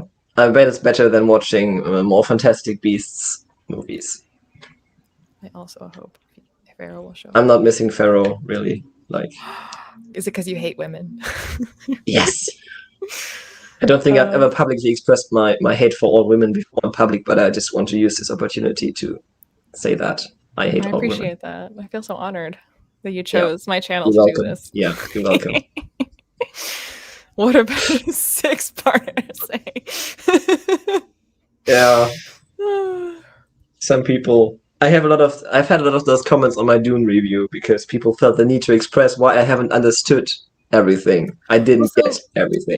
yeah, but this is one of those things where, like, for the longest time, I was very frustrated when it came to Way of Kings because the thing is, it is so popular and it is so Yeah. well loved that I didn't want to fight with anybody about it. I sincerely wanted to know. Like I didn't want an essay telling me that I'm a dumb Yeah. woman. You just I wanted to know wanted what it was about. Yeah. yeah, like what is it And that you're why it getting didn't out of work it for that you. I'm not? And so like finally, like 3 years later when I did a podcast on with Bethany, Yeah, Angela explain it. Yeah. yeah, and I was like, And finally, I a reasonable yeah, person who loves it, who could like reasonably tell me, look, this isn't maybe what you look for, what you like, but this is what I'm getting out of it. And I was like, oh, that makes so much sense. Like, that doesn't change my mind, but like, I yeah, finally kind of get it. Thank you. See, like, she achieved what all those yelling essays never did, is at least allow yeah. me to understand what is being appreciated, even if I would never appreciate that. Oh, because I don't hate Volga. I actually like Volga a lot. I just don't root for the romance in Empire of Silence for anyone who's Ah, I still haven't read that. so Need to Volga though. is like a love interest. And I think she's a fantastic character. I just don't really feel any kind of way about the romance. Yeah, Sorry. that's mostly what I think about romance in books. Basically, I never really care for any. I don't ship any ship in the ships in the romance Not books. even in an Age of Madness without spoilers. Mm, You didn't feel any maybe a kind of bit. way? Like I want to have happy endings for these characters, and if they need another person to have that happy ending, then that's fine. But Well, to me, it's I'm more. I mean, just well, when it comes to someone like Abercrombie, when they write characters so well, where it's not even like a rom com happy, you want to live vicariously through them. It's more just like you appreciate how much these personalities complement one another and yeah, how much they really do fit together. And you really like it's just the symmetry of that you're like, it just fits so well together that like it would be so satisfying to see it yeah, be together. As opposed to other yeah. So romances where you're my like, "I just love him," and you're like, "But why? I just do." And you're ah, like, "Okay, I'm happy for you, I guess." yeah, nice. So, I mean, my favorite book of all time is a romance, and it is my favorite book of all time because of the romance subplot in it. So, Is yeah, it Dorothy Dunnett? yeah, it's the last one in Lyman Chronicles. Okay, Checkmate. I was gonna say, like, what Because romance? Have I read this? yeah, I will read. Is it Grace of Kings? Is the first one? Game of Kings. Yeah, I always say Grace of Kings. I know it's a G, and I know there's that's a nice kings. title as well. But that's one of the books that I wouldn't recommend to everybody. We've talked about this because it just isn't for everyone. And Mhm. I mean, I mean, it's that's just I think, but honestly, my two of my all-time favorites that I feel like in my positive reviews, I was as objective and as clear as I could be about why you wouldn't like these, or The Wolf and just generally The First Law, where I'm like, these are perfect for me for these reasons. And if you're not me, and if you don't love these things, then you won't think it's perfect. You will not. as proven. Oh well. Oh yeah, you started Nevernight, right? Yeah, I've read the first one. Yeah, it's very smug. Smug is a good word for it. I don't think I've It ever said yeah, smug, but it that's it. gets yeah. I So always I talk like about the it ending, being. but uh, I always use amniotic words like darkness. No. I always use words like egotistical or self-congratulatory, but smug, like that is really like it's so Yeah, smug. I like I that. think I've used what was it, self-indulgent, because yeah, Yeah, look at how clever I am. it's a lot, especially Dark Dawn. Is so look at how clever I am, and I'm like, are you though? I don't think I'll ever continue. I might one day continue, but not. Yeah, my TBR is set in stone anyways. So It wasn't. He wasn't. He was a.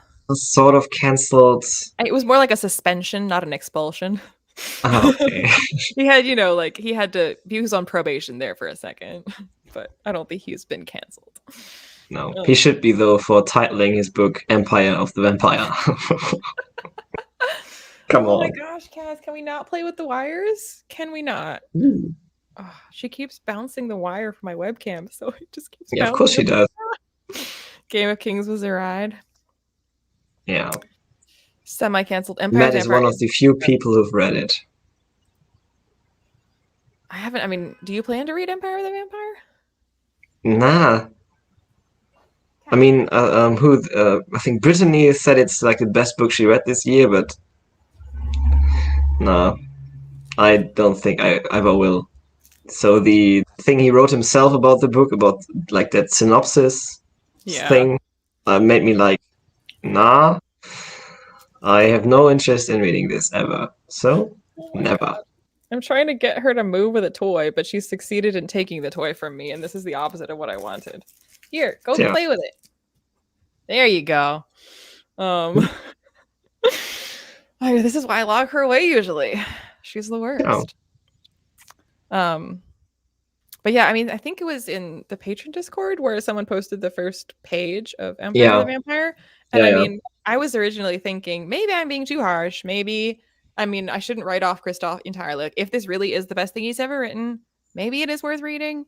And then I read that first page. I was like, no, it's exactly what I thought it was. It's worse than I thought it would be. No, yeah. thank you. It's sort of frustrating because I think he actually is a good writer, but he just tries to tell everybody how perfect of a writer he is, and yeah, I like the ending of Nevernight, but I hated big parts of it. I feel Yeah, like the people picking up he's written, enough things so far that I feel like most people have either, have decided. They've decided that they hate him or they've decided that they love him. So the people yeah. picking up So Empire of the that Vampire are the people that love him. yeah. Otherwise, you won't pick it up because he has written Nevernight as a trilogy, right? And all of the Illuminae files sort of stuff, and Aurora Also Rising, and the Lotus War trilogy. yeah. So I don't think anybody's gonna pick it up now if it hasn't worked. I mean, Then you're already in smart. it sounds to me like Empire of the Vampire is him just being like, okay, this will be Nevernight for boys. Yeah, Because we did the girls already in Nevernight. not for But this boy. Sorry. if it's your cup of tea, I'm not gonna yuck your yum. I just please do not ask me to share when that. Yeah, So thank you. Um this is another, I mean, that's a great example though, where like, I mean, if you are the kind of person that really loves Jay Kristoff, then book reviewers who are very clear about loving Jay Kristoff, that's helpful to know. And it's also helpful to know if they're watching you and me to know that we're not big fans of that. So you're not going to yeah, find a positive review for Empire of the Vampire here. And you're going to know the reasons why, because we've been very clear about what we dislike about it. So even if yeah, Empire of the Vampire is for fans of Kristoff, the best he's done, for people that don't like his style, don't expect us to like it. And so you'll hear, if we pick it up, which we won't, negative opinions. yes.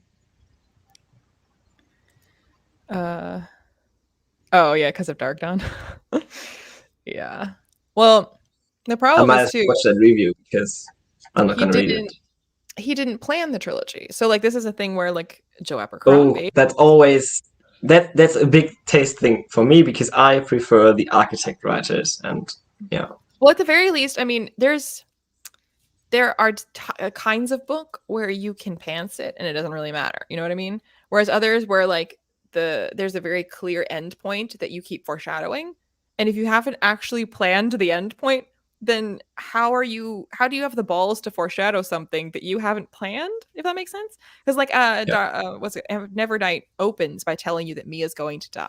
So like you've clearly planned an endpoint for this, like, or you haven't, but you really should have.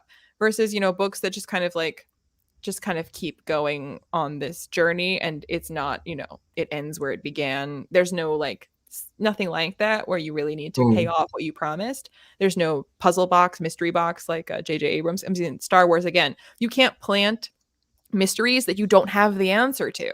So like Game of Thrones, yeah.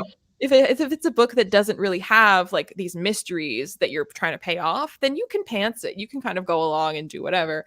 But you can't have your cake and eat it too. You can't plant mysteries and be like, well, I can't wait to find out what I decide that means later when I've written this. Like, that's insane. Yeah, you can't do that, but you should do it, certainly. So again, I really do appreciate that Joe Abercrombie writes his trilogies all in one draft so that he can make sure now he knows where it's going to end for sure, and he can add in some extra foreshadowing. He can add in some seeds for where that's going to go and make sure it all is a cohesive whole, which, a wild idea that you planned your trilogy. I know. I mean, I get that it's hard for debut authors, obviously, to plan a trilogy and write that trilogy before you get published for the first time. But if you are a seasoned author, and I don't want to talk about George anymore. I mean, I'm stupid. No, I have to talk about him because we're reading Game of Thrones. Yeah, that's what summons Ben. Maybe also, I mean, I do appreciate authors that are flexible, because if you've made a plan and you are rigid and you like, that's the plan, and it doesn't matter if the way you've started writing it, that like the characters are kind of going in a different direction, and you just like force them back into the plan, like that's not good writing either. Like there has to be some flexibility and fluidity in like letting the story go where it feels like it needs to, and being like, oh, I was originally going to have it end like this, but that doesn't feel natural anymore. I'm going to have to change that. So like I appreciate authors that have a plan, but change the plan if they need to. Yeah. Which I think Joe Abercrombie does. So it's like writing a heist. It's like writing a heist. You have to have that original plan, but no heist ever works perfectly as you plan it, and so you have to leave room for changes. And there's a famous quote it's someone like, I don't know if it's Churchill, but it's someone like Churchill, some politician leader. Nobody has ever been like Churchill. But like that type of figure, that is like a political leader type person. I forget now. But it was, plans are useless, planning is everything, because nothing will actually go according to plan, but having had a plan is really important and really valuable. No plan survives first contact with the enemy. Is the enemy your reader if you're a writer? No plan survives contact with the enemy. He is. Oh, they are. Yes, certainly. That's why you have better readers.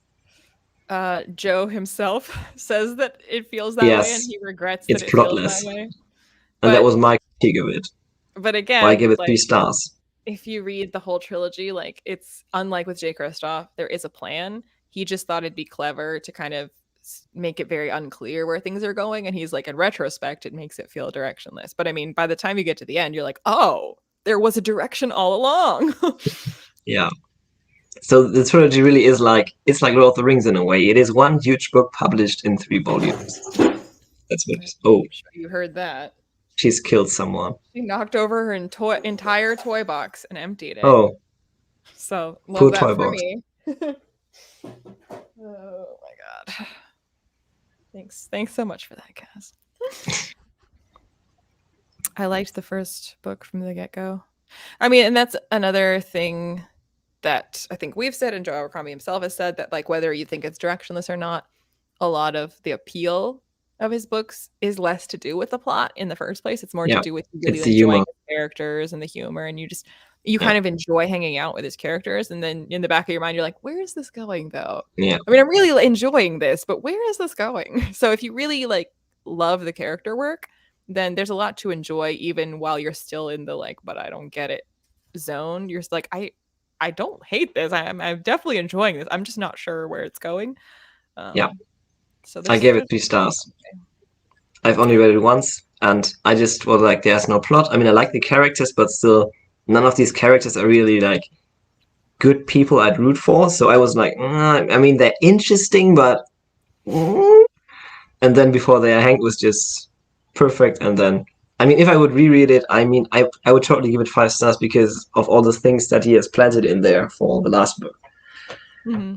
Well, that's the I thing. I feel like. mean, with Blade itself, the first time I read it, years and years ago, I didn't know what grimdark was. I was only reading like happy, heroic, save the day, heroes, hero type fantasy.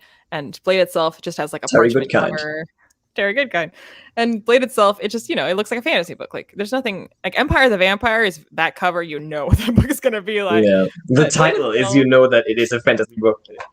Blade itself, it's it doesn't really give you much. Like the title or the cover, it doesn't. You're like, it's a fantasy book. That's really all I can tell about this. So reading it, I Yeah. was like, it was another situation where like the kind of people or like the people that say they don't like Name of the Wind, but they can't really say it's bad.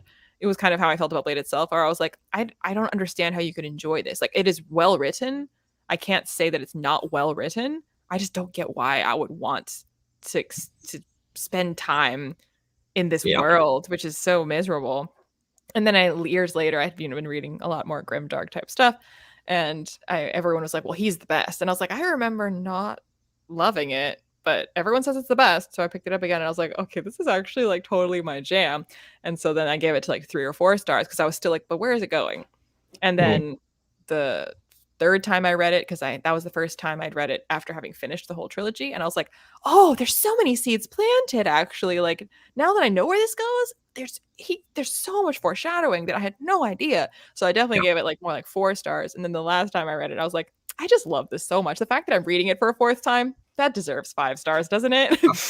So it's just been getting higher rate and higher ratings for me every time I read it. How I mean, honestly, by the end, kind of love Giselle. Everyone hates him to begin with, but I don't. he's not my favorite of the series, but he's interesting. He's interesting. He is an interesting character, but he is, I think, my least favorite of the protagonists, other than Pharaoh. As I've said, I hate all women, so I dislike Pharaoh. Well, which But Logan is my favorite. Glockta is cool, obviously. So West, but yeah. it's funny when I think when people talk about cool, I don't think the definition has a picture of a crippled torturer next to it. but No. um but I think it's also Joe Abercrombie has said this himself about Giselle that it's kind of funny and it says more about the reader than it does about the books that on on the surface, yes, in terms of what they actually do in the world, Giselle is the goodest person. Like he doesn't actually Yeah. do anything offensive. He doesn't actually say out loud anything that offensive. He Yeah. doesn't really hurt He's just anybody. petty. Yeah, and it's funny because like Glockta is an actual torturer and Logan is a berserker, and we like them better than Giselle, who's like, I mean, he's got some kind of petty thoughts, but he's really inoffensive, honestly. He'd hardly be a villain. He's just, Yeah. but Even people West is hate more the villain Giselle. in the first book. So Yeah, and it is interesting, like as a reader, to be like, what's wrong with me? Why do I like the torturer who's like pretty much like straight up a villain, and why do I hate the guy who's like, he's not a nice person, but he's fine. He's not a horrible person either. He's not doing anything bad. Like, why do I hate him? yeah, he's just like teenage Jamie Lannister, and Although Glockta is like formerly Jamie Lannister. yeah, He's just formerly been Jamie Lannister. matured into Tyrion. Yeah, Not pretty that much. Joe Abercrombie is just rewriting Game of Thrones. No, Wait, of there's a course not. Leo fan? Oh, what's wrong with you? I mean, that's fine. I have thought about filming a dedicated video about my Hatred. disgust and hatred for Leo Denbrock. So I if hated him from the you first book should title onwards. that video "A Lot of Hatred" instead of "A Yes, Little Hatred." that was what I had intended. Oh, okay, then you can still Great do that. minds, great minds think alike. Yeah, But I mean, as always, like it's a character that is well written. That's why you hate them. yeah, So it's not like, oh, he's not well written. He's very well written. That's why you hate him. yeah. I can respect him for his. Yeah, Okay. Petty is my jam. I mean, then Giselle and Leo, yeah. they're very petty.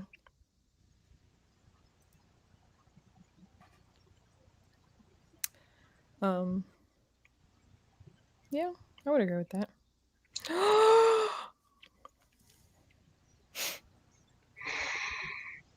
I don't. Ooh, I think what?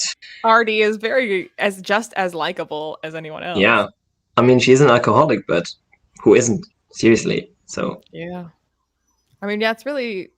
I mean, I happen to. I think it's a lot of what Artie does is unlikable because of how much of a higher standard our women are held to be likable, if that makes sense. Like yeah, male characters can get away with doing really horrible things and being really yeah, narcissistic, and people will be like, "Oh, what a cool character." And if a woman does those things, they're like, "Oh, what a bitch."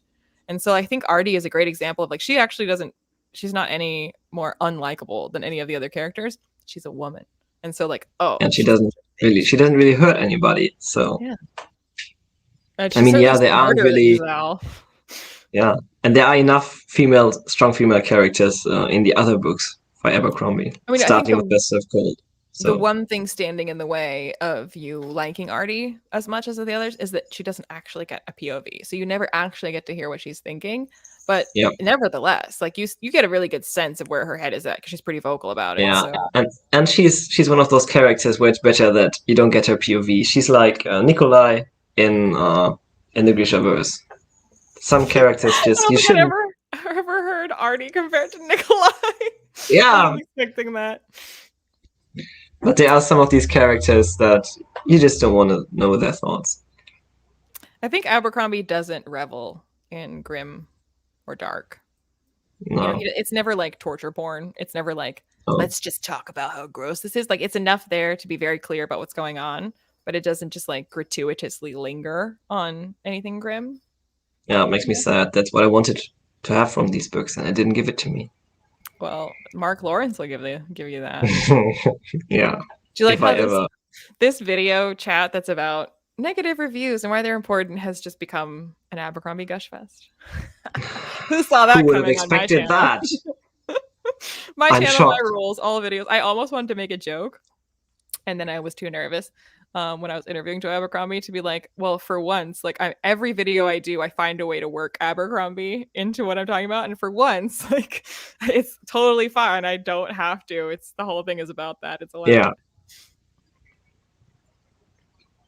Yeah, she is clever and funny. What's not to like? Yeah, and the growth Giselle goes through. Yeah. yeah. He's the one that goes through the most growth of any character.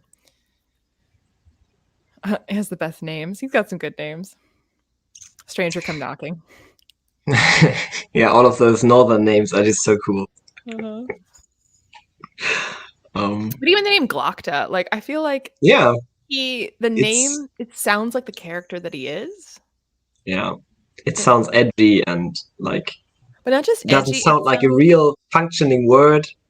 yeah. It's kind of like clunky and Yeah, cumbersome, and you can feel him like the how clunky and cumbersome his life is, and how yeah, it feels. I mean, Glockta. It just sounds kind of like his attitude, if that makes sense. Like his vibe is just very like Glockta. Like it yeah. sounds. Better than calling him Sand, anyways, because I like, know that's his first name, but anytime I hear him referred to as Sand, I'm like, Sand and like Glockta together sounds fine, but just Sand? That's your name? yeah, that's just what is that? And your sister's desert or whatever. No, interesting. No, maybe his sister is Meadow, for Mm. contrast. Positive reviews. It is now. We're just talking about Yeah, with Abercrombie. Abercrombie. So Oh, yeah. Video negative reviews discussion, positive reviews. yeah, well, it was clickbait. Nobody's All my surprised. videos are just secretly about Abercrombie. Yeah, very secretly. Yeah, Not secretly. Okay, but yeah, I mean, that being said, I would never say that there shouldn't be negative reviews of Abercrombie. I would never be angry to again, unless you're saying that women in it is a objectively bad thing, in which case, and it is go just die. YA. But, I mean, I've seen lots of reviews, and actually, this is something that I find helpful not as a reader but as a reviewer. There are things, when you love a book and it's just everything that you like about it, and you can't really imagine someone disliking it, because you love it so much. It is helpful to see a negative review in order to review better yourself, in order to be able to say, these are not things that I picked up on. These are not things that bother me, but I've seen it noted that this is a thing that bothers people. And so this has never occurred to me as a problem, but there's a lot of people that have this problem. So, and I cannot deny that this thing that they're saying is in this book. So like, for example, with The Wolf, people often, I read a lot of negative reviews of The Wolf. Who doesn't like The Wolf? Fools. But a lot of negative reviews of The Wolf were saying that the characters feel very emotionless and they hate that. And in my reviews, I was like, so I think this is a strong point of the book. This is why I think this really works. This is why I think it's very intentional. However, if you're the type of reader that really wants highly emotionally charged characters that talk about their feelings a lot, and like, that's not a bad thing if you do, but if that's really something that's important to you, this book does not have that. It very consciously chooses not to have that, which I think is a good thing. But I cannot deny that is going on here. So it's going to bother you. But I mean, I would never have thought to call that out if I hadn't seen negative reviews saying that, because I'm just like, oh, this book is great and he does everything perfectly. He does everything consciously. It's all planned and it's perfect. But seeing that, I was like, I don't think that's a problem, but it is a thing. They're not wrong. That is true. So I'll call it out in my positive review. Yeah, that didn't bother me, but because it's perfect. We agree. I don't care about feelings at all. I've made of my heart a stone, like a certain Friday would say. So who cares? Do you also have the long eye? Maybe. So you already knew that this chat would be about Abercrombie. Yeah, and like I needed a long eye for that. Come on. So that's how I felt about The Heroes the first time I read it, and then the second time I read it, I liked it a whole lot more. I read all of them just once. So, Heroes is... You're a fake fan. You need to read them 4 times. Yeah, I know. I think it is my least favorite standalone. I mean, I gave it 4.5 stars, but it was my least favorite, but I like it better now. It might happen to me as well. Surprise. But I gave it 3 stars the first time, and I bumped it up to a 4 now. So. I gave it 4.5. When I gave The Heroes 3 stars, no Abercrombie fan attacked me. No one said, the way that like a Sanderson fan saying that one Sanderson book is 3 stars gets attacked. Like, no one was angry with me for giving The Heroes 3 stars. They're just like, oh, that's interesting. Nobody came with torches and pitchforks. Interesting. Yeah. So I just feel like the Abercrombie fans are just more, you have to be realistic. Yeah. Precisely. You have to make of your heart a stone, and if there's a 3-star review of The Heroes, then who cares? I just prefer to see character development over a longer period of time, and it's just 6 days, and that was but it's still, the whole battle is awesome. It is. Yeah, but that's what war is. It is sitting around. Which is kind of the point of the book, is to be realistic about how much of war isn't actually war. And how pointless it is. Yeah. And The Heroes will always have my favorite moment of hilarity, i.e. the invention of the sandwich, the cheese trap. Yeah, with Ruin. Yeah, I love that. That is one of the few things that I tagged in a book with my colorful things. Because that was awesome. Like, every time The Heroes comes up, I'm always like, the cheese trap. Yeah. That part is excellent. I was listening to it in the car, and I literally was laughing out loud in the car, and then like replayed that section. Also, it has Bremer and Gors as a protagonist, and he's awesome. So, love that book. Yeah, it's interesting seeing in his head after having met him before. Yeah. Like, oh, is that what's going on under the hood? Oh. Oh, yeah. Oh, how do we feel about Rage of Dragons? That's another one that we agree on, right? Or have you not? Yeah, 3 stars. I give it 3 because I just, See, Alan said that you and I actually don't agree that much, and we actually do. Yeah. He just hasn't read a lot of the things that we've read. Yeah, true. I think I've checked on Goodreads a couple of weeks ago when we had like 84% of stuff that we agree on, so that is pretty high. Alan, the numbers don't lie. It's just facts. Yeah, facts don't care about your feelings. I mean, in September, I think 5 books that you've read as well, and I agreed with every single one of them. I think I gave Gideon the Ninth 3 stars or 2.5 and not 2, and that was the only difference that we had, other than Tigana. Because you're a much course. nicer person than me. Yeah, that's true. So yeah, negative reviews, I think we've established, are valid, are important, are going nowhere, and we are brave, brave heroes who continue to speak our truth.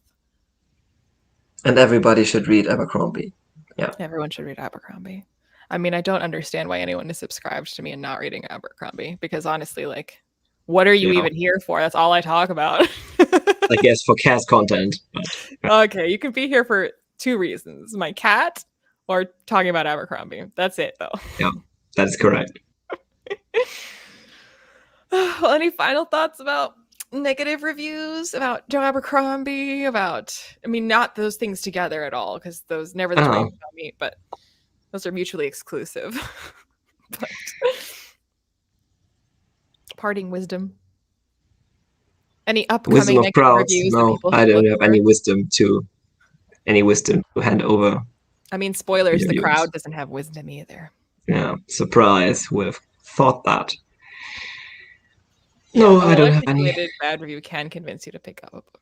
Which, yeah, very true. Yeah, I am not sassy at all, so can't help you there. Angelic singing voice. I mean, that's interesting. I'm like, are you micing me? Well, I'm just like, I sing in the shower, but you wouldn't know that. So how do you know? That is very creepy. Yeah, I mean, oftentimes, okay, we didn't talk about this, and I don't really like. I mean, we can talk about it, but I feel like you more strongly bond over negative opinions. Yeah, you know, like, I mean, I love gushing with people about things that we like, but meeting someone you're like, you also hated it. Oh my god, are we best friends? Because the more people like the thing, and that's why it's popular. And if you feel like you are, it feels more personal once again, because that is not a popular opinion. That is not an opinion that a lot of people have. So you're glad when somebody shares that opinion. Yeah, and so like that, oftentimes I'll subscribe to channels based on a negative review, and it's not because, you know, I'm a bitter person that wants to see negativity. It's just like them articulating why they hated something. I just have a much more like, I connect with it a lot more. Where I'm like, oh, even if it's a book that I haven't read, if they're calling out things and I'm like, that's exactly how I would feel about something like that. Oh, that would infuriate me. Oh, that sounds terrible. I like you. Versus if they gush about a book I love, I'm like, yeah, I mean, I agree. I mean, I subscribed to Alan after seeing him talk trash about Lord of the Rings, so, and that is still my favorite. So the best hate to love that there's been. Yeah. Enemies to lovers, incredible. Yeah, good jokes are divisive, but everyone can bond over bad jokes. Yeah. Yeah, they've become bigger on YouTube. They used to be. I felt like when I started talking about Abercrombie, I'm not saying like I'm the first, but I don't feel like that many people were talking about Abercrombie. I've only been on BookTube for like almost a year, so he's always famous, and I was like, who is this Abercrombie guy? So, yeah. He's the best, is what he is. Yeah. What's the best book to read after the first trilogy? Best Served Cold. Best Served Cold. Read them in publication order. Yeah. Totally. I mean, I'm gonna say like there's just generally as a content creator, there's sometimes, you know, a video that does really well, but it's not necessarily representative of the type of content that you produce. You know what I mean? Where like people might subscribe based on that video, but that's actually not the kind of thing that you normally do. So they're not going to be getting what they think they're getting. You know what I mean? Yeah. Even if it's a popular video versus like people who subscribe to me based on my Abercrombie content, I'm like, that's that like, is literally all I do. So. That person's going to stay here. Like, that's absolutely what this channel is about. Yeah, reading publication order is always the answer. I mean, in particular with Abercrombie, because he builds in so many, they're not Easter eggs because it's not like gimmicky, but there's a lot of nods. But it is satisfying, and it's cool. Yeah. And as he said, so I would always recommend publication order. In a scene in a later book, like when there's, you know, people in the background, you know, having a drink, like they could just be random strangers, but or they could be characters that are in previous books. So then if you know, there's just so much more layers to that scene now, and it doesn't have to be important to the plot. but that's the added little something we were like, oh, that's them. How interesting. But like a person who hasn't read the previous books can read that scene fine and be like, whatever the scene is. But there's just like all this added flavor. Yeah, there's so much more. Bremer Van Gogh is the best example for that. Because if you start with a little hatred, then you will just be like, okay, he's that guy, and who cares? But if you've read everything else, yeah. Klaus also I has felt Into the seen. Wild, so go check out I am not a Klaus. fan of this book. Yes. There are now 2 of us. Yes. You're not alone anymore.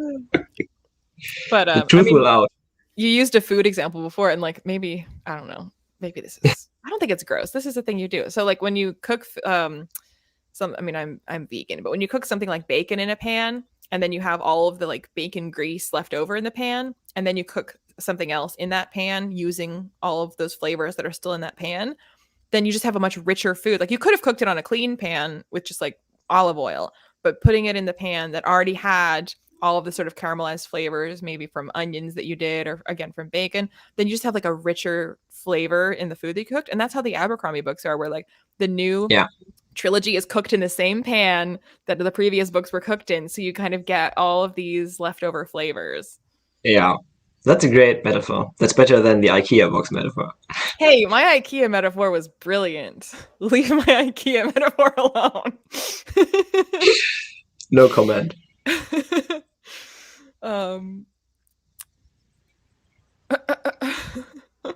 See, that's No. why Urza. Why do you trust me all of a sudden about Tigana when you always disagree with me? Really? Urza, that doesn't make any sense at all. So I think Urza yeah, just doesn't want to read Kings of the Wild. Yes. Yeah, I didn't hate Kings of the Wild physically. I just knew the humor. I didn't vibe with it, and so I was just like, okay, I can see why this could work for people, but I totally know it's not going to work for me. Like the only thing that there is to like is the humor, and if Yeah. you don't vibe with the humor, then you're not. Then there is nothing to like. So it's not like a book where like you may not like this part of it, but it still has all this other to offer. It doesn't. If you don't like the humor, you're not gonna like it. So DNF. All from Rand Reviews. We are straight to the point. We don't sugarcoat it. I mean, I think the only time I don't talk about Abercrombie is if I'm talking about the Wolf. So then I'm very, very on the hyping and gushing about the Wolf, but otherwise it's Abercrombie. I think you've talked about Abercrombie in those videos as well. When you were talking about the character work. No. So like it's not like Joe Abercrombie would write it, but it is a different kind of brilliance. So that I'm not certain that I didn't, so maybe you're right. Okay, when I talk about Radiance by Grace Draven, I don't bring up Abercrombie. Yeah. Because there's nothing to compare. And you didn't bring him up during the Tigana blog as well. Though that didn't help. Although internally I was weeping and thinking, these are hours of my life that could have been spent reading Abercrombie. Oh. Uh-oh. Did he finish Tigana meanwhile, or I think he's still reading it. Has he finished it? I don't know. But that's funny that it's not just me hating it, it's Alan liking it that makes Urza decide against it. Not one by itself can do it, but the combination of me hating it and Alan liking it. Dangerous.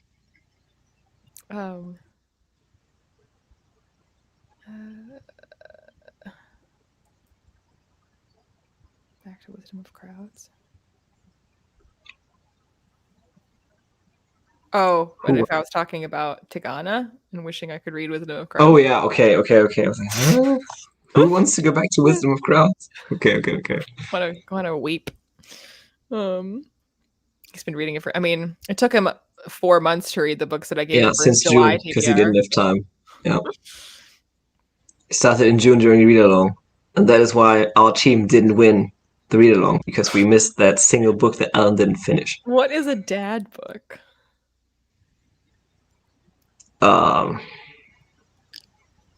Discworld. Of what my dad reads. My dad really liked Rage of Dragons. I My dad can really liked see it. why people like Rage of Dragons, but yeah. What is a dead book? When are you going? I think Witcher is a dead book.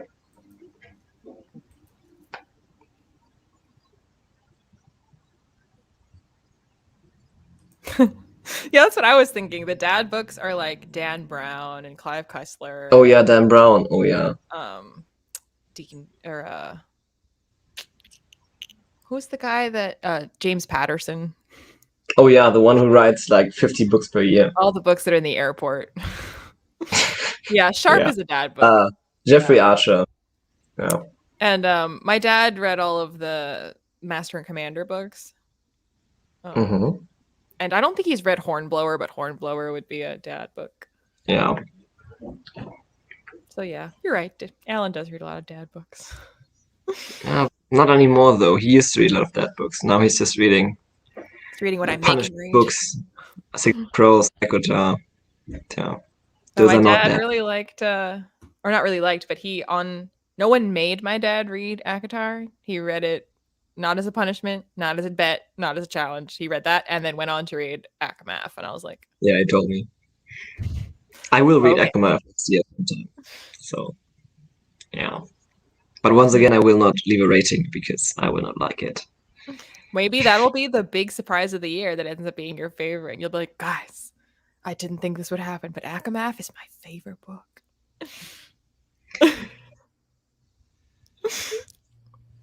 I mean, there is no new Abercrombie book next year, so. Unless he really speeds up Vatican Suicide Squad. I'm not And expecting. now I know who Clive Cussler is, the one who writes that. Ken Follett is dad books as well. I read a Ken Follett book this last year, and you gave it 4 stars, and I gave it 1. But that was my first Ken Follett book. Yeah, so that was reasonable. If you read another Ken Follett book, you will know exactly what I was talking about. Yeah, well, I mean, even then when I started, because I'd seen adaptations of Pillars of the Earth and World Without End, and then when I thought about it, I was like, actually, this is the same plot. Yeah, and the same characters. I was like, oh, okay. Like, unlike Joe Abercrombie, who like maybe echoes the past here and there, but the new Age of Madness wasn't just like a redux of the First Law trilogy. It was entirely new. Whereas because it was YA, a new setting and new names, but it's the same story. And female YA characters, yeah.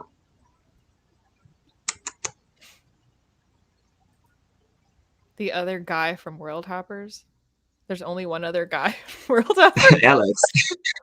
I think you mean Alex, but yeah, I guess Alex or Patrick has been on. I don't think so. See, I do try to pick up books that I won't hate, and that's why I don't read contemporary. Yeah, you might check that out. You might read Kissing the Coronavirus, and then you will know if you like romance. I mean, I liked Beach Read. Yeah. I liked that one. Pretty much only that one. I mean, I've never read a romance book, so who knows? I enjoy Tessa Dare a lot because, as I always talk, or like I've said this before, that she's kind of she is to romance what Deadpool is to superheroes, where she's constantly like while it is still a superhero movie because it is, and while it is still a romance book because it is, it's actively making fun of the genre and calling it out. And of itself, yeah. And like, there's like so many times when like the heroine will be like, I just met him. Am I really into him already? That's ridiculous. And you're like, yeah, that is ridiculous. So it calls itself out the way Deadpool does all the time. So Tessa Dare is really funny for that reason. So I like it. Okay. And I mean, also like, okay, the one that I think is the absolute, if there's a Tessa Dare book that you would think is like funny and you'd enjoy, I think it's When a Scot Ties the Knot, where this girl, she, doesn't want to be pressured into like getting engaged or getting married or whatever, so she invents a guy that she actually like is engaged to, but he's in the army, and so she writes letters to him, this guy that she made up, and since he doesn't exist, she just kind of uses her letters as like a diary to kind of just like vent about her family and vent about her life, and she just addresses them to this made up name and just addresses it like to the army. But there is a guy in the army who has that name, and they keep delivering all of the letters to him for years, and then because like I think she comes into her inheritance, and so like no one's left to like really bother her about this anymore. So she decides to kill him off and just announce that, oh, he died in action, and isn't that sad? So she like writes her final letter to him about like how he's dead now and isn't that sad? And he shows up and he has all the letters, and she's like, what? And he's like, hey, I am real. And he like basically like blackmails her into marrying him because he wants her property. And he's like, Clever. I won't tell anyone about the letters. We don't have to bang or anything. I want use of your land. So we'll just make a deal. You can, no one has to know this happened. We don't have to sleep together. I just want the land. And it's just very, very funny because the letters are really, really funny. And she's so embarrassed that he's actually real. And she wrote all of that to him. So it's very funny. That reminds me of one of the Gay Man short stories from Trigger Warning. I think there was one where someone is inventing a character. But yeah. Yeah, it is. Yeah. Actually, yeah. Now that you say that, that does remind me of that. Yeah. So, yeah. Yeah. Yeah. And they're closing the door, yeah. Yeah. So, okay. That's our final thoughts on negative reviews and Abercrombie and romance and etc. And Alan's dad books. Yeah. Alan's dad books. Fascinating. So I'm glad we've been able to convince the world that negative reviews are important and to leave us alone and let us do them. You wouldn't want us not doing them now, would you? Who'd want a world like that? Yeah. Such a sad place. So only positive reviews. Such a sad place.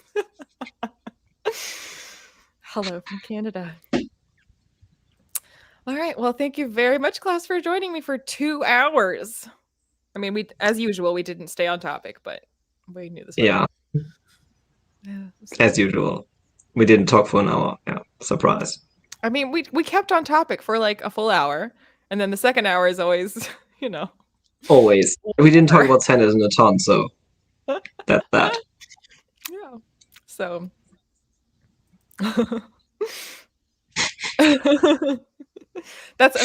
Quickly, like I was shocked and amused by how many people were like, I just watched your Way of Kings review and I would like to submit to you my book to review. And I'm like, after watching me eviscerate one of the most beloved and the most popular books, you want me to read, like, you are very confident. Like, I respect the balls to be like, you gave Way of Kings 1 star, read my book. Yeah. Okay. I think I said it before. I never want you to read any of my books. Never. Me? Never. Great. Okay, maybe if I've run like the Hugo Award, I think at that point I might give in. Much more negative now. Great. I mean, I think we said before, you learn so many things from negative reviews. Don't you want to learn from the wisdom that I have to share? Oh, yeah. Okay. So, people like getting roasted. I guess if you're a masochist, some people do. Here, destroy my book. I can't. There aren't enough Sanderson books for that. More like you make me read a Sanderson book every time because there's a lot of Sanderson books I've not read. And then it's a punishment for Sanderson and not for you. And so, what's the point?